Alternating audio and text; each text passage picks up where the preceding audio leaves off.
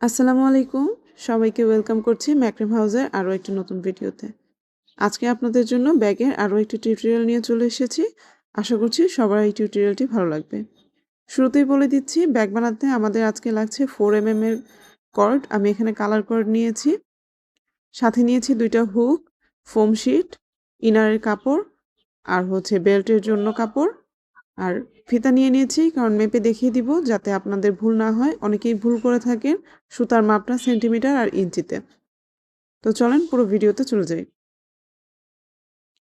এখানে ব্যাগটা আমি যে কর্ডের মধ্যে ঝুলাবো সেই কর্ডটা আমি নিয়েছি 75 ইঞ্চি। আমি মাপ দিয়ে দেখিয়ে দিচ্ছি ইঞ্চির মাপটা, কারণ অনেকেই এটা সেন্টিমিটারে গুলিয়ে ফেলেন আর তারপর এসে আমাকে ইনবক্সে নক করা শুরু করেন যে আপু সুতা ছোট হয়েছে।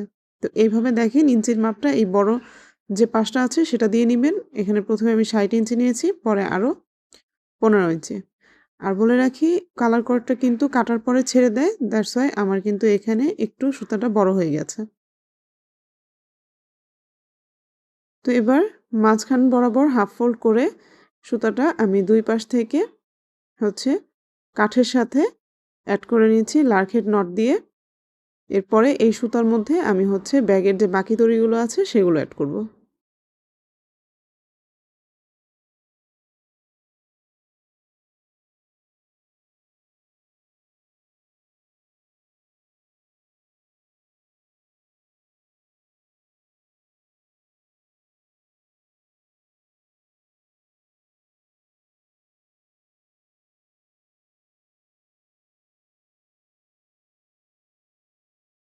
লাঠিতে অ্যাড করার পরে চেক করে নিব যে সুতাটা লুজ হয়ে গেল কিনা। সাধারণত লুজই হয়ে যাবে, কারণ সেহেতু কর্ডগুলো প্যাচ খুলতে থাকে।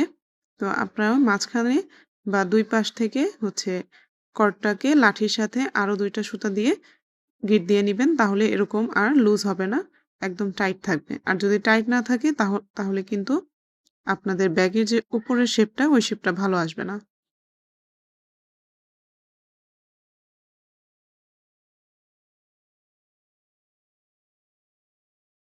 তো আমি দড়িটা আরও ভালোভাবে গিট দিয়ে এবার আমি আমার ব্যাগের যে কর্ডগুলো নিয়েছিলাম সে কর্ডগুলো ওই দড়ির সাথে লার্কহেড নট দিয়ে অ্যাড করে দিচ্ছি। এবার বলি আমি এই দড়িগুলো কত মাপে কেটেছি। এখানে আমি 120 ইঞ্চি করে 20টা কর্ড নিয়েছি। 20টা কর্ড দিয়ে আমার 10টা স্কোয়ার নট হবে। তো 2টা কর্ড আমি আগে অ্যাড করে দেখেন আমি স্কোয়ার নটটা আপনাদের দেখাচ্ছি। এর আগে স্কোয়ার নটের আমি বেশ কয়েকটা ভিডিও আপলোড করেছি। আশা করছি সেই ভিডিওগুলো আপনারা অলরেডি দেখে নিয়েছেন। আর কেউ যদি দেখে না থাকেন তাহলে আমার চ্যানেলে গিয়ে দেখে আসতে পারেন। আর এখানেও আমি একদম ভালোভাবে দেখিয়ে দিচ্ছি, যারা প্রথমবার আমার ভিডিওটি দেখছেন তাদের জন্য অসুবিধা না হয়। এখানে আমি 2টা কর্ড নিয়েছিলাম 120 ইঞ্চির, হাফ ফোল্ড করে আমি দড়িতে অ্যাড করেছি এবং এভাবেই আমি 10টা স্কোয়ার নট বানিয়েছি। এবার এই 10টা স্কোয়ার নট করার পরে আমি পরের লাইনে চলে যাব। দুই পাশ থেকে 2টা কর্ড করে ছেড়ে দিব, দিয়ে এরপর থেকে আবার স্কোয়ার নট করব। আরও সহজভাবে যদি বলি, দেখেন 2টা স্কোয়ার নটের মাঝখান থেকে আমি 2টা করে কর্ড নিয়ে তারপর আরেকটা স্কোয়ার নট ক্রিয়েট করব। এটাই মেইন রোল।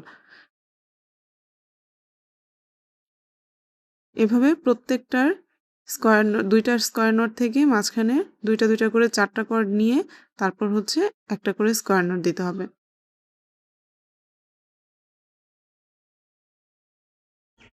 স্কোয়ার নটের ক্ষেত্রে একটা বিষয় খেয়াল করবেন, দেখেন 2টা স্কোয়ার নট থেকে যখন নিচে আপনি আরেকটা স্কোয়ার নট করবেন তখন মাঝখানে যে গ্যাপটা হবে এটাও কিন্তু একটা স্কোয়ার শেপ হবে। আর যখন আপনি দেখবেন যে এই শেপটা ঠিক হচ্ছে না, দ্যাট মিন্স আপনার স্কোয়ার নটটা ভুল হয়েছে। তো এই বিষয়গুলো খেয়াল করে যদি করেন দেখবেন এই ভরাটগুলো করার সময় আপনাদের আর সমস্যা হবে না, ভুলগুলো হলেও আপনারা ধরতে পারবেন।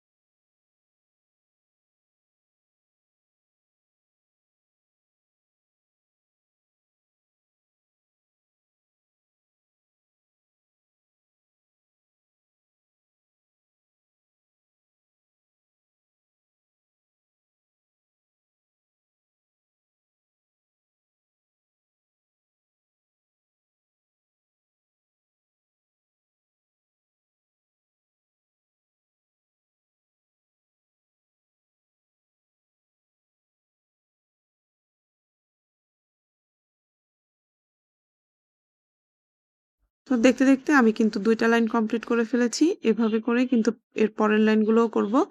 আর দেখুন এবার ২ পাশে যে ২ টা করে কর্ড ছেড়ে দিয়েছিলাম, পরের লাইনে গিয়ে কিন্তু এই ২ টা কর্ড আমি এড করে নিব আবার।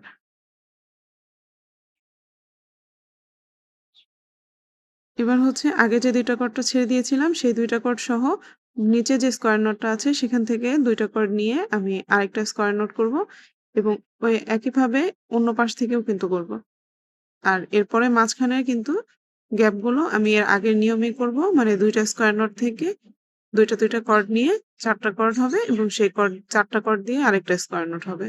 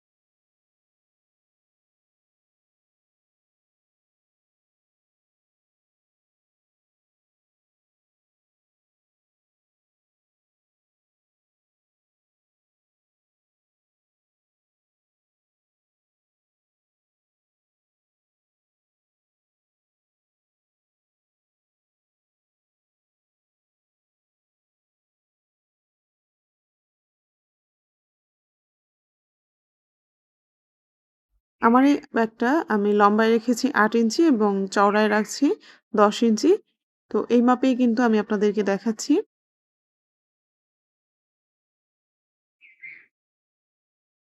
মেজারমেন্ট অনুযায়ী আমার এখানে ভরাট মানে ভিতরের যে পার্টটা আছে, সেই পার্টের জন্য আমার ১৫ ইঞ্চির মতো লম্বা যথেষ্ট। দেখুন আমি অলরেডি ১৫ ইঞ্চি লম্বার ভরাট করে নিয়েছি। স্কোয়ার নট দিয়েছি পুরোটাই। আপনারা চাইলে অন্য কোনো ডিজাইনে যদি কেউ করতে চান, অন্য ডিজাইনেও করতে পারেন।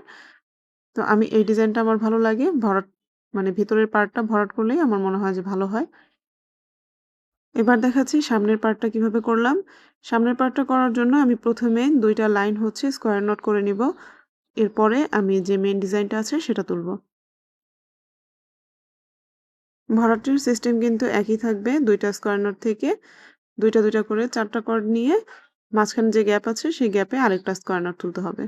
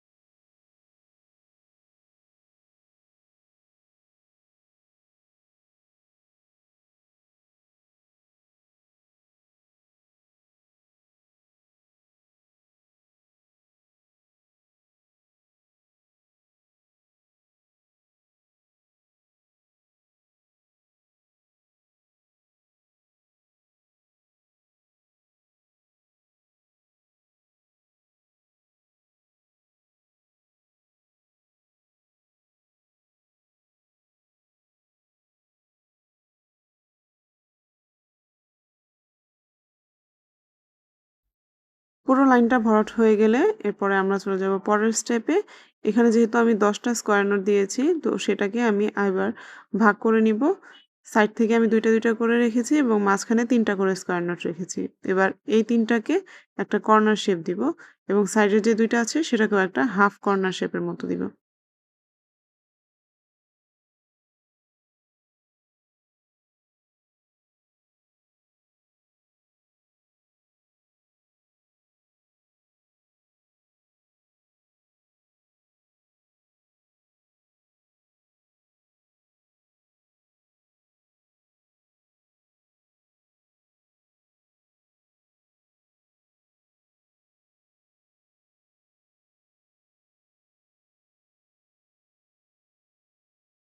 কর্নার শেপ করার জন্য আমাদের সবার ১ম এ যে লাইনটা থাকে, যেহেতু আমরা এখানে ৩ টা করে ভাগ করেছি, তো আমার উপরে ৩ টা লাইন ৩ টা স্কোয়ার নোট ছিল।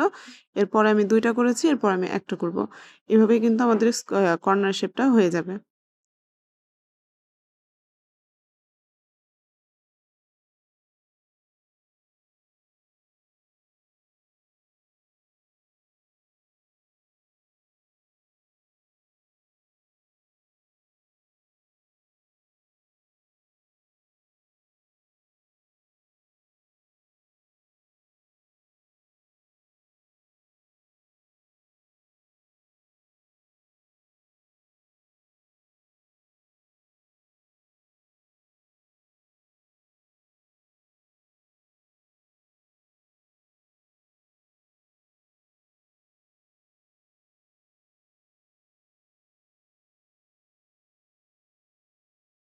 একইভাবে আমি এটাকেও করব। ১ম এ ৩ টা, তারপর ২ টা, তারপর ১ টা। ৩ টা যেহেতু করাই আছে, তারপরে ২ টা, তারপর ১ টা।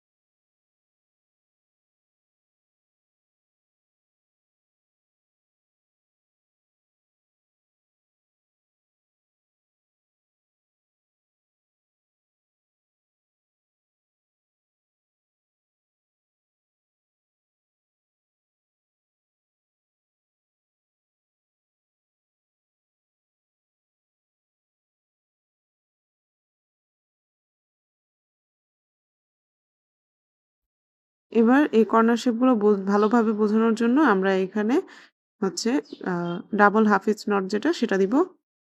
এরপরেই কিন্তু দেখবেন আপনার কর্নার শেপগুলো আরো সুন্দরভাবে বোঝা যাচ্ছে। একদম সাইডের ৩ টা যে নট, স্কোয়ার যে ৩ টা নট, সেই নটগুলোর একদম সাইডের মানে শেষের যে কর্ডটা, সেই কর্ডটা আমরা এক হাতে নিয়ে অন্য হাত দিয়ে বাকি যে কর্ডগুলো আছে সেই কর্ডগুলোকে মানে ডাবল হাফ ইঞ্চ নট দিয়ে নিব।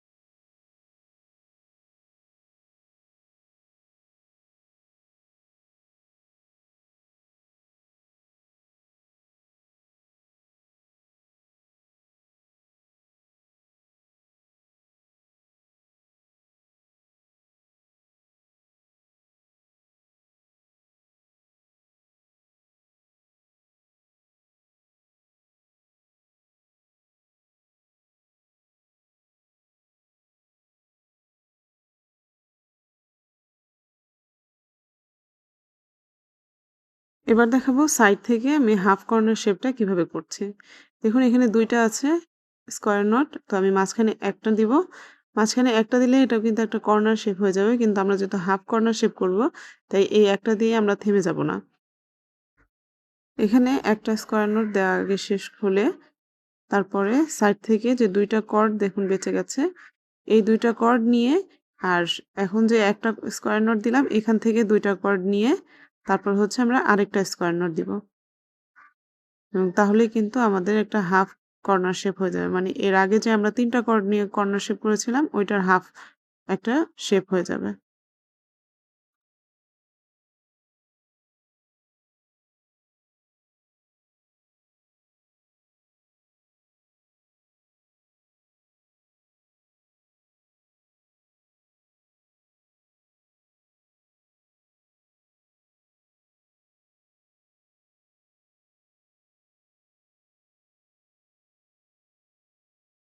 এবার এটার থেকেও একদম লাস্টের সুতাটা নিয়ে আমরা হচ্ছে আবার হাফ পিচ নট দিয়ে এটা কভার করব।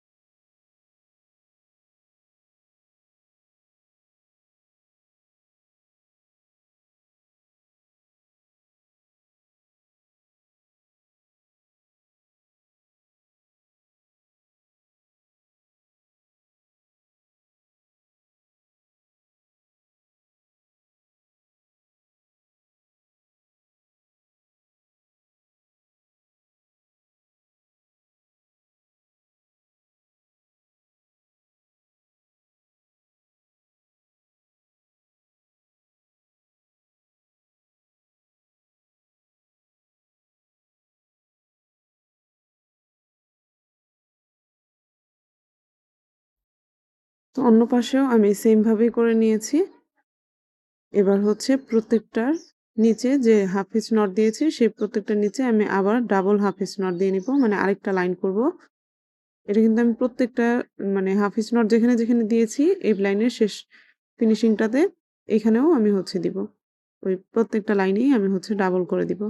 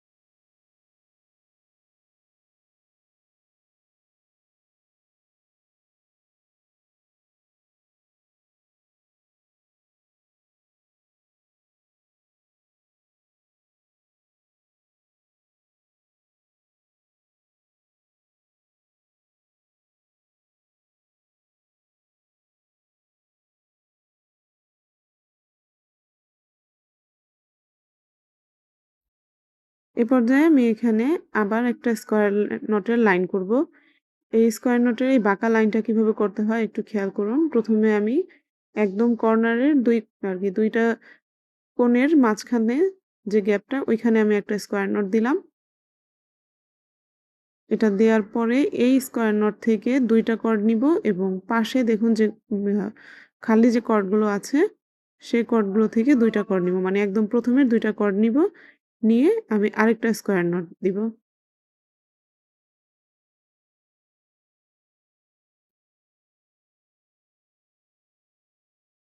এভাবে করেই কিন্তু পরবর্তী যে কর্ডগুলো আছে সেগুলোকেও আমি স্কয়ার নট দিয়ে একটা লাইন করে নিব।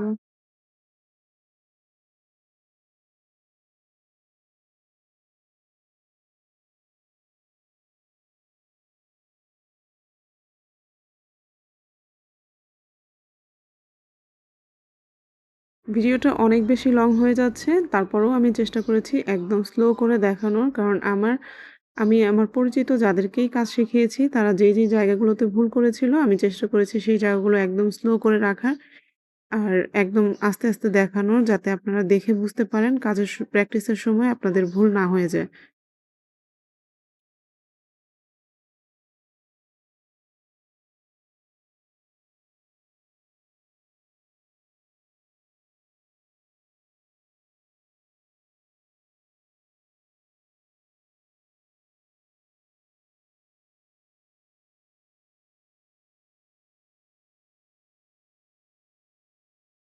দেখুন এক পাশ কমপ্লিট হওয়ার পরে পরের পাশটাও কিন্তু সেম একই রকমভাবে হবে।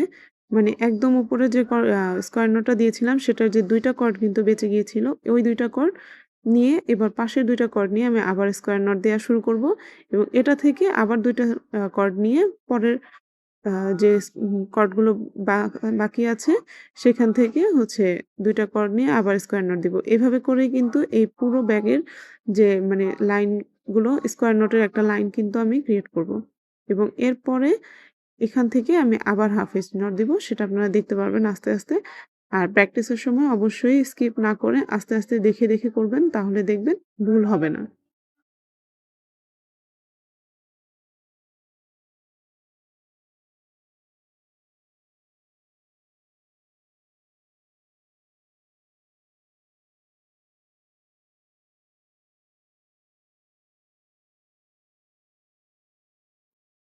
এবার দেখুন এই লাইনের স্কোয়ার নটের লাইনের একদম উপরে কর্নারে যে ২ টা কর্ড হয়েছে এই ২ টা কর্ডকে আমি ২ দিকে নিয়ে আবার হাফ ইঞ্চ নটটা দিব।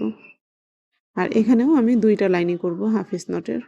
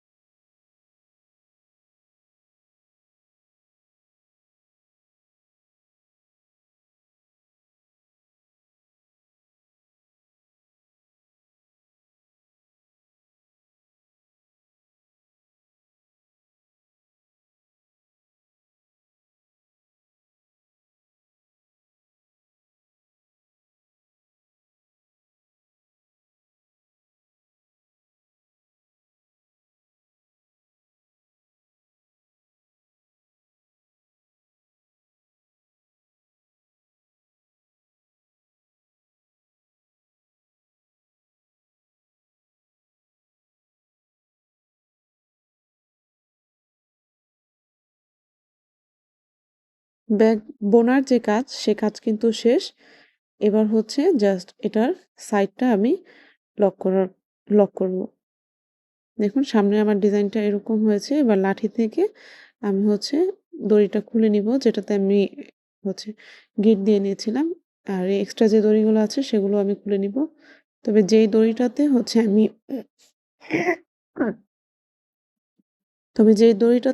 আমি ব্যাগের সুতাগুলো ঝুলিয়েছিলাম, দেখুন ওই দড়িটা কিন্তু যেমন আছে তেমনই থাকবে। কারণ এই পাশে যে বেঁচে যাওয়া যে দড়ি আছে, এটা দিয়েই আমি হচ্ছে সাইডের যে জয়েন্ট আছে সে জয়েন্টটা দিব। উপরে থাকা গ্যাপগুলো আমি একটু টেনে, টেনে কভার করে দিলাম।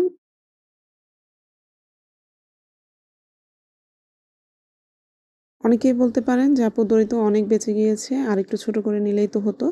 হ্যাঁ, চাইলে আরেকটু ছোট করে নেওয়া যেত, কিন্তু আমি সবসময় চেষ্টা করি দড়ি একটু বড় রাখার, যাতে আমার দড়ি কখনো শর্ট না পড়ে। কারণ কাজের মাঝখানে শর্ট পড়ে গেলে তখন দড়ি অ্যাড করাটা খুব ঝামেলার, আর দড়ি অ্যাড করলে তখন দেখতেও খুব একটা ভালো দেখা যায় না, আমার কাছে ভালো লাগে না। তাই আমি সবসময় মাপ যা থাকে তার থেকে অল্প কিছু দড়ি বাড়িয়ে কাটি। আপনারাও চাইলে আমি যে মাপটা বলেছি তার থেকে কিছুটা কম নিয়েও কাটতে পারেন, তাহলেও সমস্যা হবে না। আপনার ব্যাগটা কমপ্লিট করতে পারবেন। তো এই তো হচ্ছে আমার ব্যাগ কমপ্লিটই হয়ে গেছে। এবার সাইডটা আমি হচ্ছে জয়েন্ট দিব শুধু। দেখুন ব্যাগটা কমপ্লিট করার পর কিন্তু দেখতে এরকম হবে।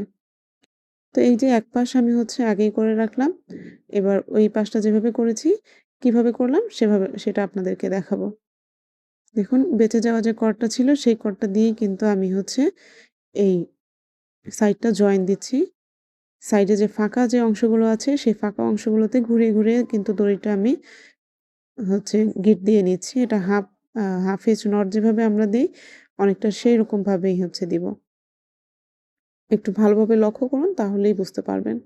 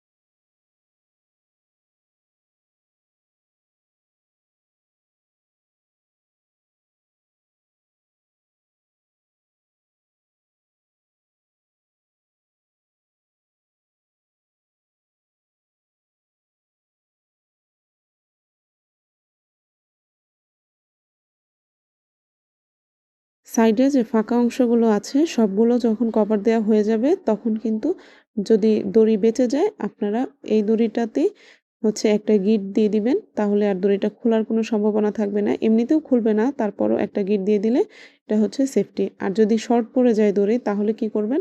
এই দড়িটার সাথেই অন্য একটা দড়ি হচ্ছে গিঁট দিয়ে আপনারা আবার কন্টিনিউ করতে থাকবেন। কারণ এটা যেহেতু ভিতরে থাকবে, দেখা যাবে না। গিঁটটা দিলেও দেখা যাবে না।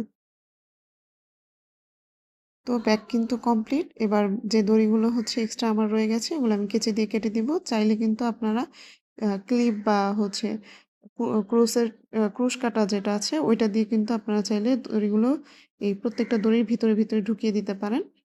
সেভাবেও করা যায়। কিন্তু যেহেতু ভিতরে থাকবে দেখা যাবে না তাই আমি কেটে ওইভাবেই রেখে দিলাম।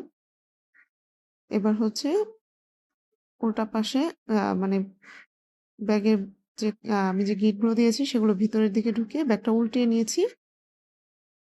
আর এই যে উল্টানোর পরে ব্যাগের ইয়াটা এরকম হবে। আর এই তো দেখেন আমার ব্যাগ কিন্তু রেডি। আর হ্যাঁ, অবশ্যই খেয়াল করে আপনারা সাইডের ফোল্ডটা করবেন। উল্টা পাশে রেখে কিন্তু ফোল্ড করবেন। না হলে কিন্তু যখন আপনারা ব্যাগটা উল্টাবেন তখন কিন্তু যে সামনের যে দিকটা সেটা ভিতরে ঢুকে যাবে আর ভিতরের দিকটা সামনে চলে আসবে। আবার আপনাদের করতে হবে। আর এই ব্যাগের বাকি যে অংশ মানে ব্যাগের ভিতরে কিভাবে কাপড় সেট করতে হয়, কিভাবে বেল্ট লাগাতে হয় এগুলো কিন্তু আমি পরের পার্টে আপনাদের জন্য রেখেছি। কারণ অলরেডি ভিডিওটা অনেক লম্বা হয়ে গিয়েছে। সবাই ভালো থাকবেন। ধন্যবাদ। পরের ভিডিওর জন্য চ্যানেলটি সাবস্ক্রাইব করতে ভুলবেন না।